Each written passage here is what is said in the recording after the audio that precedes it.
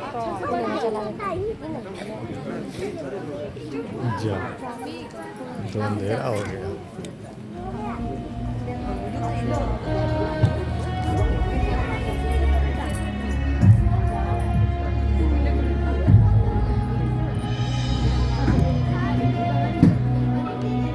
गांधी जी और बिहार।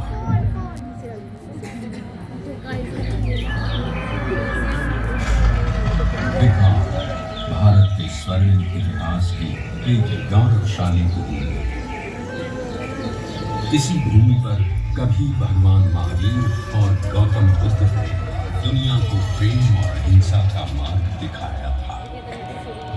ये कौटिल्य और सम्राट अशोक की भूमि है। ये आर्यभट्ट और शेरशाह सूरी की भूमि है।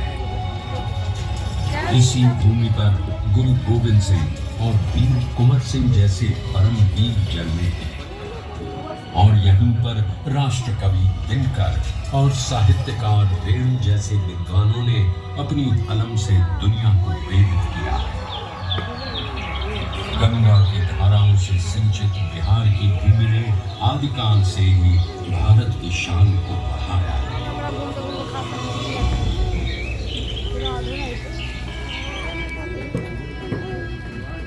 पर जिस बिहार ने सदियों तक नालंदा, विक्रमशिला जैसे विश्वविद्यालयों में ज्ञान और मेधा से पूरे विश्व को राह दिखाई थी, वो 20वीं सदी के आगमन तक खुद अंग्रेजों के अन्याय और दमन की जंजीरों में जकड़ा हुआ था। ये वो समय था जब अंग्रेजों ने भारत को पूरी तरह गुलाम बना लिया था।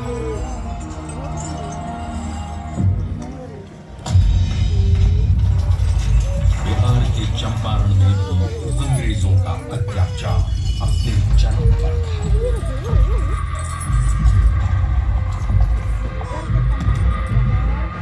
चंपारण की उपजाऊ भूमि अंग्रेजों के लालच के कारण जबरन नील उगाने को लाचार थी और धीमे धीमे बंजर हो गई। गोरी सरकार द्वारा लगाए गए लगान और अनेक प्रकार के करों के बोझ तले लाखों किसान बर्बाद गए।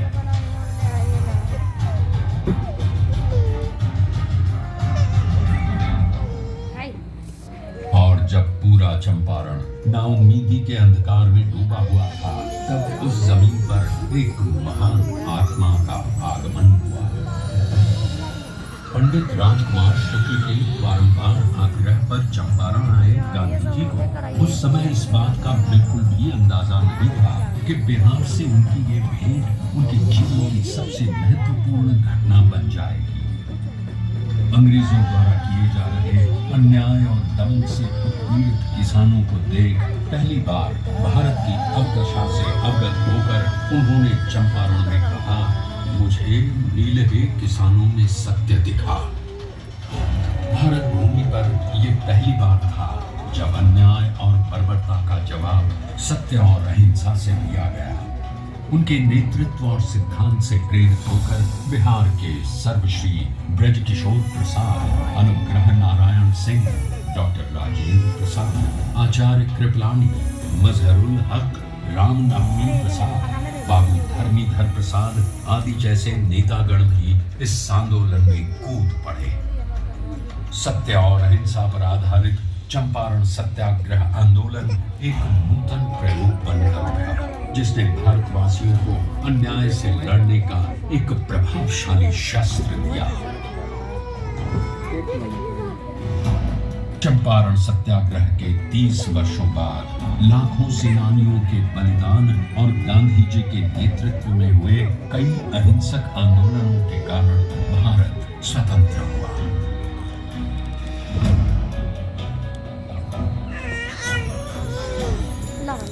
उनके विचारों ने न केवल देश को आजादी की राह दिखाई, बल्कि देश के सामाजिक व आर्थिक पुनरुत्थान का मूलाधार भी बने।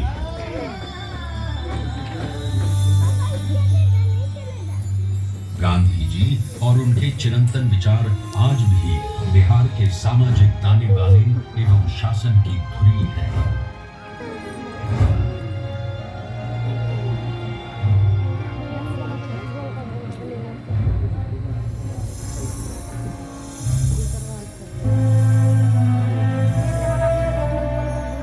2017 में चंपारण सत्याग्रह शताब्दी वर्ष के उपलक्ष्य में बिहार के दूरदर्शी एवं युग परिवर्तक माननीय मुख्यमंत्री श्री नीतीश कुमार जी की प्रेरणा से कई कार्यक्रमों का आयोजन किया गया। इसमें गांधी जी की स्मृति, उनकी विरासत, शिक्षा और ध्येय को जन जन तक पहुंचाया गया और शैक्षणिक एवं सरकारी नीतियों में गांधी दर्शन को प्रमुखता दी गई।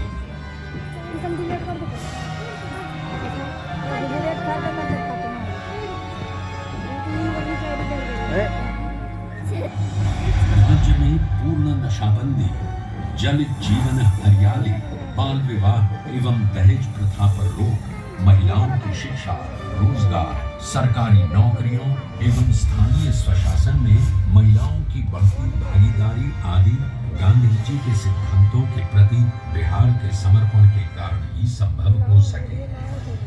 गांधी जी ने कहा, शराब आदमियों से न सिर्फ उसका पैसा छीन लेती है बल्कि उसकी बुद्धि भी हर लेती है। और एक बात और गांधी जी ने कहा था, शराब पीने वाला इंसान हैवान हो जाए। गांव में पी करके आता था, अपनी कमाई का ज्यादा पैसा शराब में गंवा देता था, घर में लौटता था, पत्नी से झगड़ा करता था। अब नहीं पीते हैं, घर लौट कर आते हैं, बाजार से सब्जी खरीद कर आते हैं और अपनी पत्नी को भोजन बनाने में भी मदद करते हैं। क्या माहौल, बच्चों की पढ़ाई पर ध्यान दे रहे हैं। श्री नीतीश कुमार जी के कुशल नेतृत्व में पूरे राज्य में उनसे जुड़ी यादों को संजोए रखने का बहुमूल्य कार्य भी किया गया। भीत हरवा आश्रम एवं बुनियादी विद्यालयों का जीर्णोद्धार, गांधी मैदान पटना में गांधी जी की सबसे ऊंची कांस्य प्रतिमा, बापू सभागार पटना, बापू परीक्षा परिसर, मोतिहारी और बेतिया बापू सभागारों का निर्माण आदि कई कार्य हुए हैं।